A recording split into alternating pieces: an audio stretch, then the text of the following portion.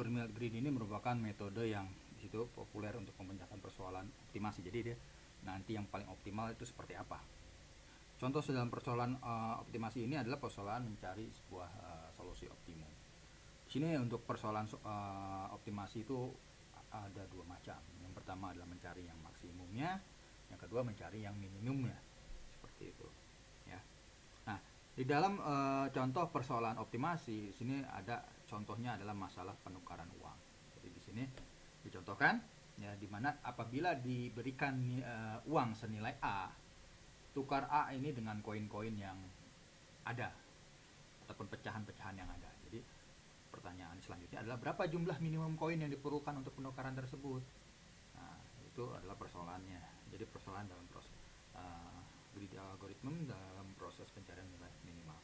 Jadi dalam contoh satu di sini tersedia banyak koin. Contoh koinnya ada koin 1 nilainya, ada koin 5, ada koin 10 dan koin 5. Nah, untuk nilai A sebanyak 32. Jadi kalau misalkan kita punya duit ataupun nilai uang dengan besaran sebesar 32, maka dapat ditukar dengan banyak cara atau koin yang bisa apabila ditukarkan dengan koin, maka koin ini seperti apa? Kan banyak koin yang bisa dihasilkan dari atau pecahan yang dihasilkan dari nilai 32.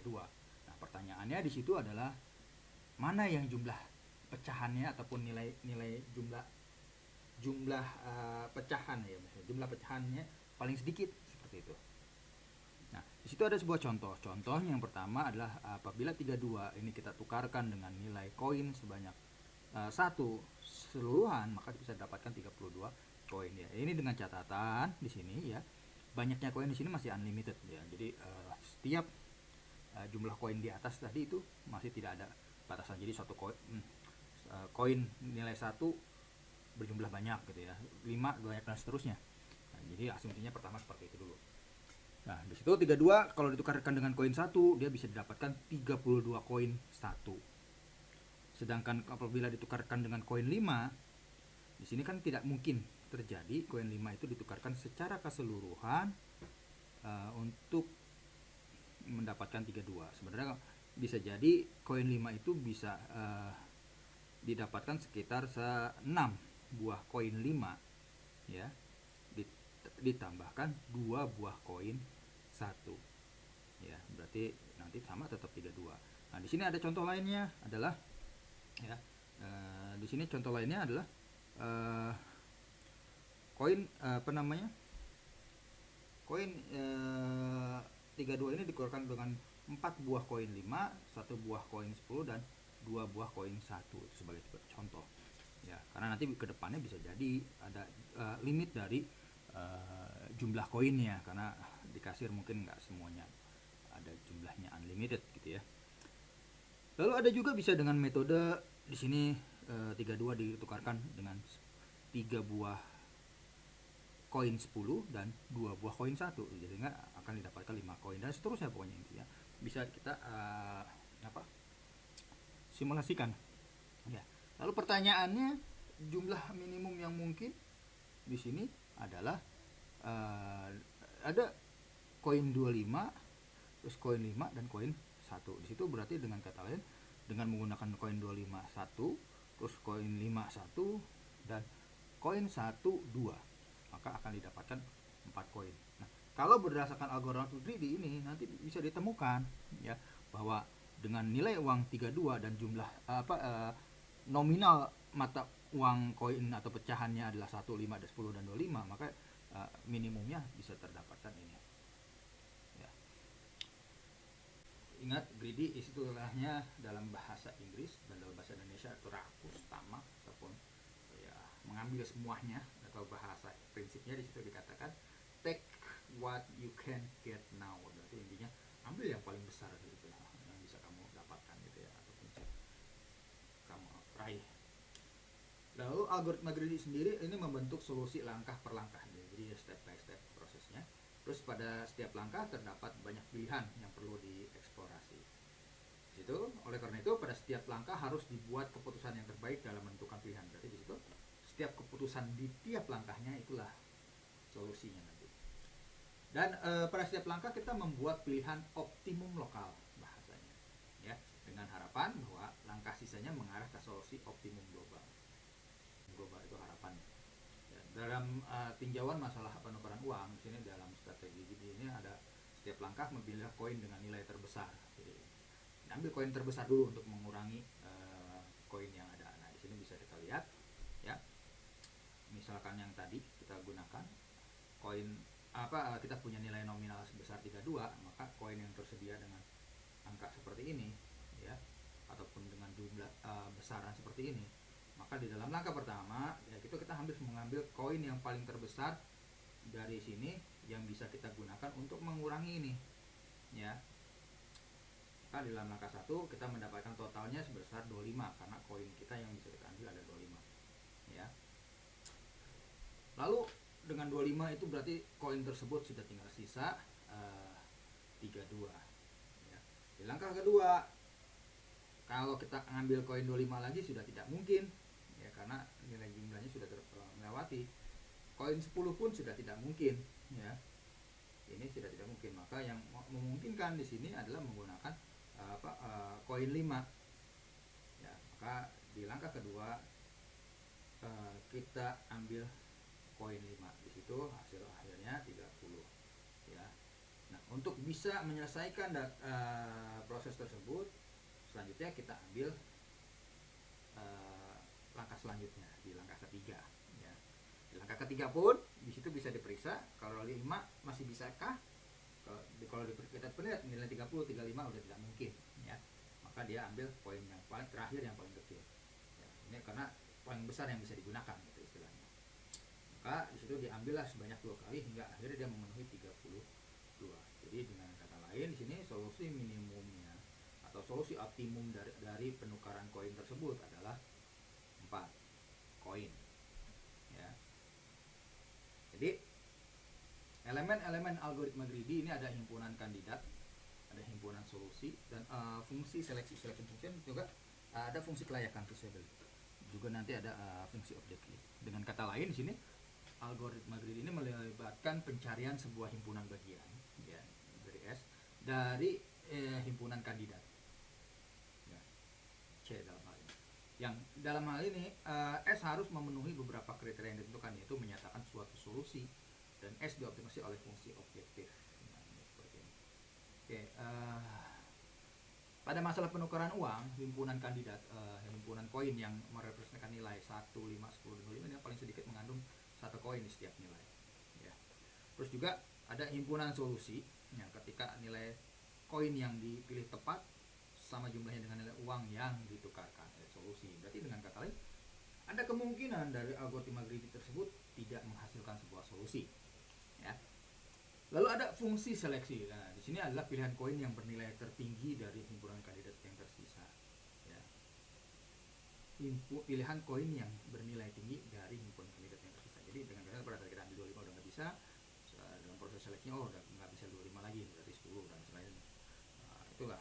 Terus lalu ada fungsi layak, memeriksa apakah nilai total dari himpunan koin yang dipilih tidak melebihi jumlah yang harus dibayar. Jadi fungsi untuk memeriksa apakah dia sudah sesuai atau tidak.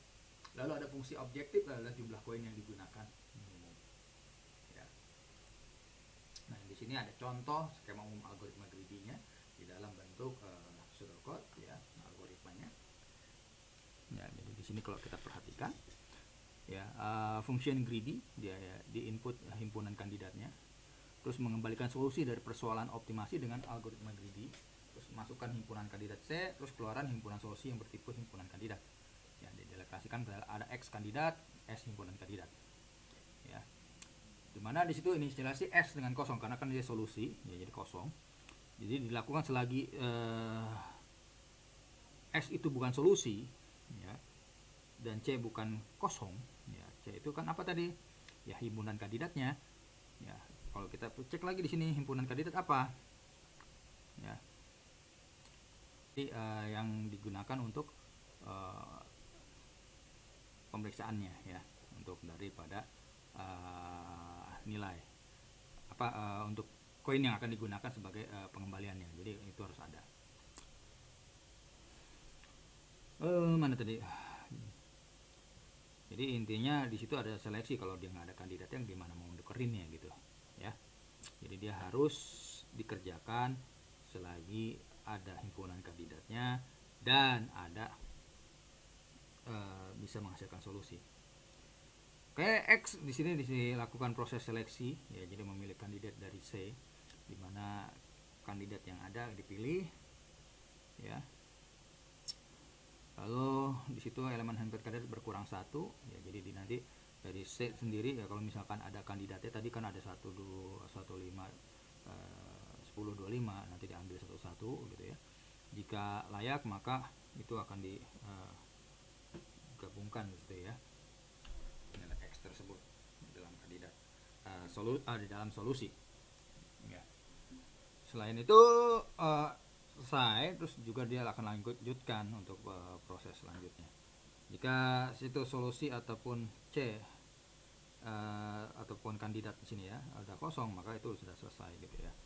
Terus jika solusi S, maka dia mengembalikan S. Jadi dengan kata lain, jika itu adalah sebuah solusi, dengan kata lain hasil dari perhitungannya sesuai dengan apa yang diharapkan ya, maka itu bisa menjadi nilai solusi.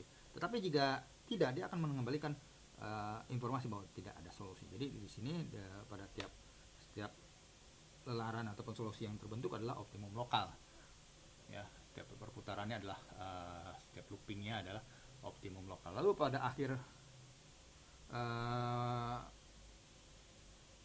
while do ya, dia diperoleh optimum global. Jadi setelah looping daripada while do diperoleh optimum global. Oke, untuk optimum global belum tentu merupakan sebuah solusi terbaik ya gitu ya, tapi suboptimum atau sudah optimum. Alasannya di situ algoritma ini tidak beroperasi secara menyeluruh terhadap semua alternatif solusi yang ada ya, sebagaimana pada metode exhaustive search ya. Terus juga terdapat beberapa fungsi seleksi yang berbeda, sehingga di sini kita harus memilih fungsi yang tepat jika kita ingin algoritma menghasilkan solusi optimal ya. Nah, jadi pada sebagian masalah algoritma di sini tidak selalu berhasil memberikan solusi ya, tadi sudah saya sebutkan. Salah satu sebuah contoh kedua di sini adalah tinjau masalah penukaran uang, juga sama dengan nilai koin 5, 4, 3 dan 1 dengan uang yang ditukar adalah 7. Jadi solusi greedy-nya adalah 5, 1, 1 gitu ya.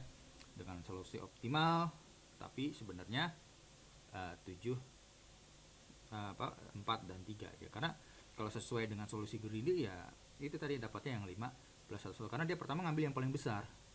Ya, sedangkan begitu ngambil besar dia nggak mungkin dapat 4 selanjutnya karena kelewat.